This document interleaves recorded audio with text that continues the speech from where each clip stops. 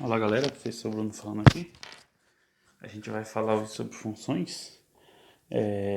A gente vai falar aqui sobre funções por meio de conjuntos.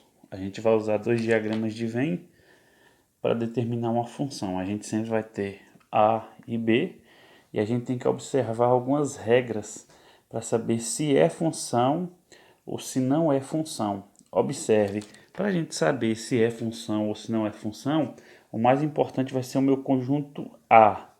Nesse caso aqui, eu posso dizer que é uma função, porque todos os elementos de A se ligam a um elemento de B.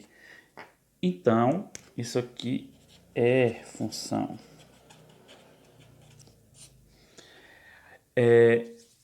Continuando com esse outro exemplo aqui, a gente pode observar que em B a gente tem três elementos de A que ligam em apenas um elemento de B. Isso não vai influenciar em eu dizer que é função. O B, na verdade, ele não vai importar para me classificar se é função ou se não é função. Agora, esse terceiro exemplo aqui, a gente vê que o 10 aqui, ele não está ligado a nenhum número de B. Então, isso aqui não é função. Porque, para me classificar como função ou não função, o mais importante aqui vai ser o A. Ele não pode sobrar elemento. Então, se sobrou um elemento, não é função. Observe aqui esse outro exemplo. A gente tem o 3 que está ligado a dois números, então não é função.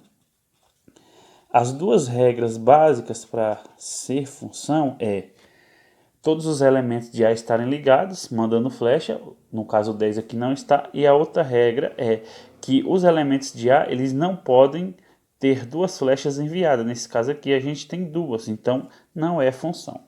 Vamos continuar os exemplos. Aqui, ó, em B está sobrando elemento. Isso não muda nada na minha definição de função. Isso aqui continua sendo uma função. O que importa na minha classificação de função é o A. No caso aqui agora sobra um 3 aqui. Então não é função. Está no A, então não é função. O A importa, o B não. Nesse caso aqui todos estão ligados, é função. Não quebra nenhuma daquelas duas regras de sobrar um número aqui em A, né, e de um número de A enviar duas flechas, então é função. E esse último, a gente tem um domínio, uma imagem, também é função. Só para relembrar o que é e não é função. Para não ser função, tem que sobrar um elemento em A ou um elemento de A e enviar duas flechas.